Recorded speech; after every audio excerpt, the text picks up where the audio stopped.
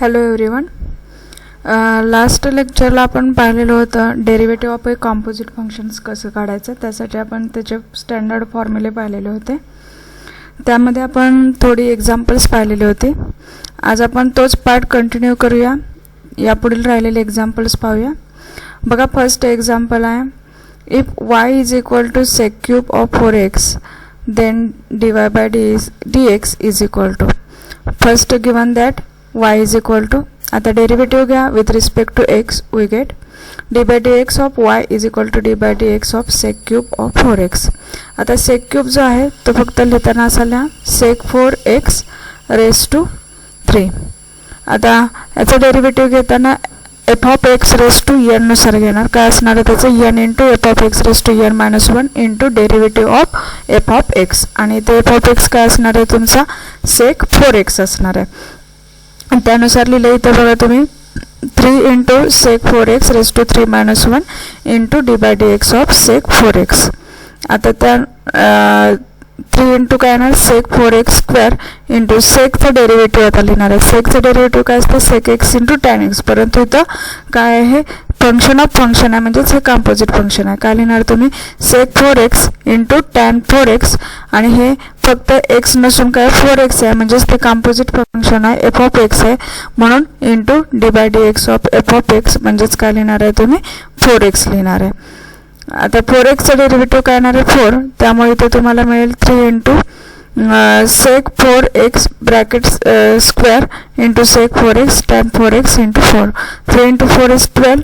So here we get sec square 4x into sec 4x into tan 4x. Sec square into sec काय येणार sec cube येणार. So sec cube 4x into tan 4x. बघा, next example आहे, differentiate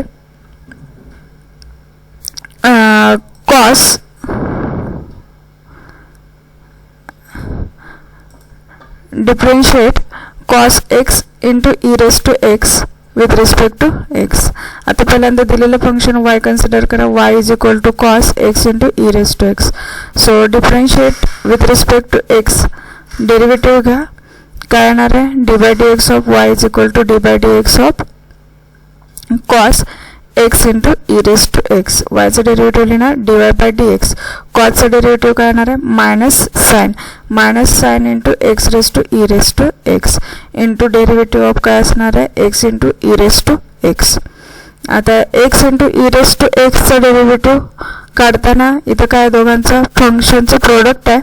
product rule use करा. First function आहे तसंच derivative of second function plus second function आहे तसंच into derivative of first function.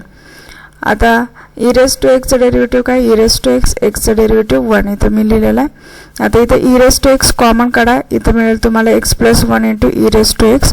So here we get minus X plus 1 into E raise to X into sine X into E raise to X. Next example आहे बघा, find dy by dx if y is equal to log of x square plus 2x plus 5. So first we write given that given function y is equal to, differentiate with respect to x we get. आता dy by dx of y is equal to dy by dx of काय असणार आहे log of x square plus 3x plus 5. y चं derivative with respect to x काय लिहिणार dy by dx आणि लॉगचं log एक्सचं derivative असते 1/x, परंतु इथं log of F of X आहे. काय लिहिणार 1/f of x into derivative of F of x. लिहा 1/f of x into derivative of F of x. F of x म्हणजे हे काय असणार आहे पूर्ण ब्रॅकेट असणार आहे. मग आता इथं काय मिळेल तुम्हाला हे फंक्शन आहे तसंच लिहिणार आहे, फक्त आता इथं ब्रॅकेटचं डेरिव्हेटिव्ह काढायचं आहे. इथं 3 टर्मची काय आहे तुमची ॲडिशन आहे. सो इथं काय मिळेल सेपरेट डेरिव्हेटिव्ह करा. एक्स स्क्वेअरचं डेरिव्हेटिव्ह काय येणार आहे 2x प्लस 2xचं डेरिव्हेटिव्ह 2 प्लस 5चं derivative 0. 2x plus 2 divided by काय येणार आहे X square plus 2x plus 5. 2 common काढा, तुम्हाला मिळेल 2 into X plus 1 divided by X square plus 2x plus 5. Next example आहे बघा, if y is equal to log of tan of 4 minus 3x find dy by dx.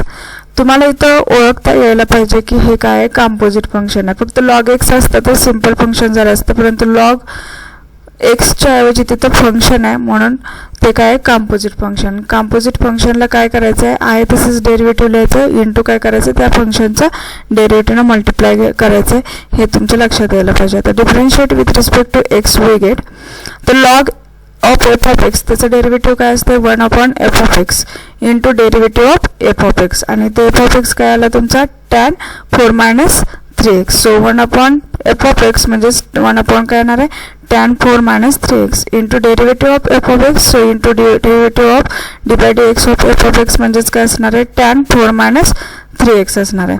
आता टॅनचं derivative काय येणार आहे sec² येणार आहे, sec². परंतु आता इथं tan x नसून काय tan ऑफ फंक्शन आहे, म्हणजे इथेही तुम्हाला चेन रूलच यूज करावं लागेल, हेही कंपोजिटच फंक्शन आहे. त्यामुळे टॅनचं डेरिव्हेटिव्ह इथं मी sec² लिहिलं तरी सुद्धा इंटू डेरिव्हेटिव्ह मल्टिप्लाय कशानं करायला पाहिजे ते एफ ऑफ एक्सनं मल्टिप्लाय करायला पाहिजे, derivative of F of x. आणि एफ ऑफ एक्स इथं काय असणार आहे 4 - 3x. मग मी इथं लिहिले बघा टॅनचं derivative sec² of 4 - 3x into derivative of काय असणार आहे 4 - 3x, कारण ते काय टॅन हे कंपोजिट फंक्शन आहे. त्यामुळे परत तुम्हाला मल्टिप्लाय करावं लागतंय कशानं डेरिव्हेटिव्हनं. आता हा sec² आहे तसंच डिवायडेड बाय टॅन आहे तसंच.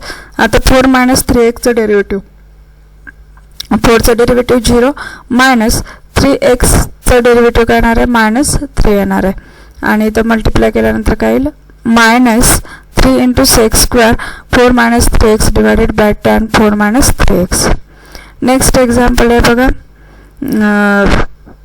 dy/dx if y is equal to e raised to log x.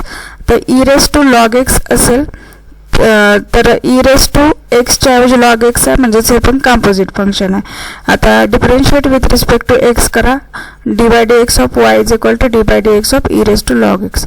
y चं डेरिव्हेटिव्ह करणार dy/dx e raised to x f of x e raised to f of x derivative e raised to f of x into derivative of f of x, आणि f of x काय तुमचा log x आहे, e raised to log x चं derivative आहे 1/x. परंतु e raised to log x त्याचा answer असतं x, त्यामुळे इथं मी लिहिलं आहे ते x आणि 1/x, x कॅन्सल होईल, आन्सर तुमचं 1 येईल. नेक्स्ट एक्झाम्पल आहे बघा find dy/dx if y is equal to sin 2x into e raised to 3x. given that y is equal to दिलेलं फंक्शन. इथं काय बघा पहिल्यांदा दोन फंक्शनचा काय इथं प्रोडक्ट आहे, तुम्ही पहिल्यांदा प्रोडक्ट रूल इथं यूज करणार. फर्स्ट फंक्शन आहे तसंच into derivative of second function plus second function आहे तसंच into derivative of first function. आता इथं कंपोजिट फंक्शन आहे का सिम्पल फंक्शन आहे ते ओळखायचं. e raised to 3x हे काय आहे फक्त e raised to x नसून काय 3x आहे, म्हणजे ते कंपोजिट फंक्शन आहे.